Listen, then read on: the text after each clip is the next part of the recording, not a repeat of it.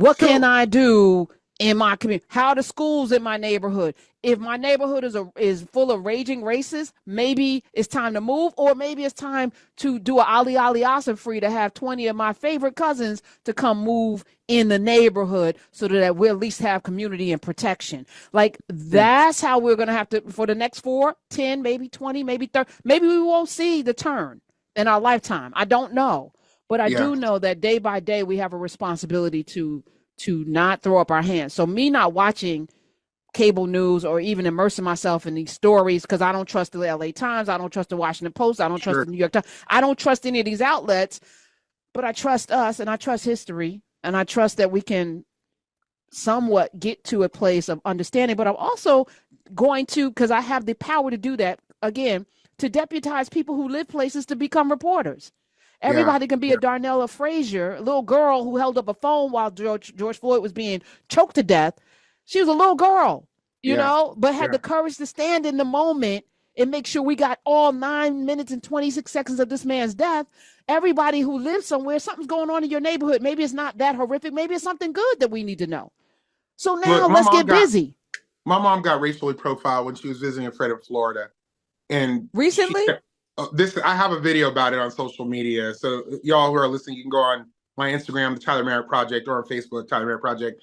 But it's in there somewhere with tons of views. But what had happened was my mom went to go visit some white friends of hers out in Florida, and she went out on a walk. And as she walked past this white lady, she kind of waved. And then 10 minutes later, these cops pulled up. And the woman had called and said that my mom was an immigrant who swam out of the ocean from Haiti and was now trying to find safe harbor. Literally, they told my mother that. I'm saying all this to say, I probably would, I would have, if I was talking to my mom, I'd have been like, Mom, are you telling me like, for real, for real? And my mom said, I recorded it. And I was like, okay, Mom, I see you. As soon as the cops pulled up, I was like, ding. All right, carry on.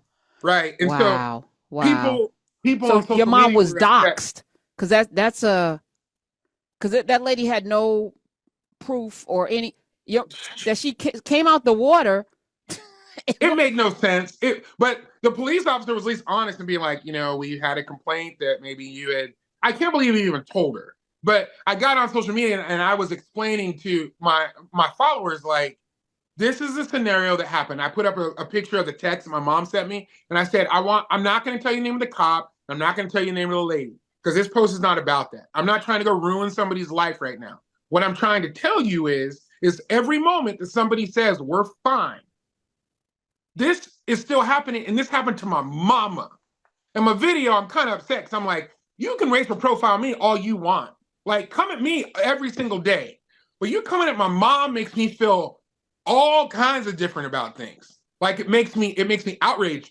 And my mom said, I love her. She said, I recorded it and thought to myself, they don't know who my son is. And for a minute, I really thought I'm about to put all these fools on blast. I'm about, you know what I mean? Like, everybody's about to know the names of these people. And to this day, you're going to read through the comments and everybody's like, tell us who it is. And I'm like, this just isn't for me. This isn't about that. I know everybody has their opinion, but give it to Tizzy and ENT. It ain't got to give it to somebody who will. You ain't got to do it, but let somebody, because the consequences, there should be consequences and repercussions, right? I agree. This is the other thing. Listen, I've been having conversations with a lot of folk. To your point, people reach out, and there are a lot of folk who've been in these supposedly black institutions grifting for the last 40 years. And people provided coverage because, we don't want to say nothing about the people, even though they've been grifting and not doing a damn thing with all of the resources that the government has given them on our behalf, or, on our behalf. Right. We should tell. Yeah. I'm telling. I'm just saying. I feel nobody's you. safe. I would have felt a little bit different if, and this is just me keeping it real. If it was my story, if it had happened to me, I'd feel a little bit different. What I was a little bit concerned about was bringing a ton of attention to my mother.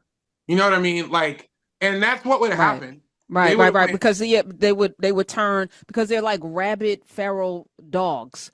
Right. Yeah, I said it. Rabid feral dogs with no direction and just got rabies, and they're out here just and doxing folk and putting people's lives in jeopardy because they're called out for being horrible.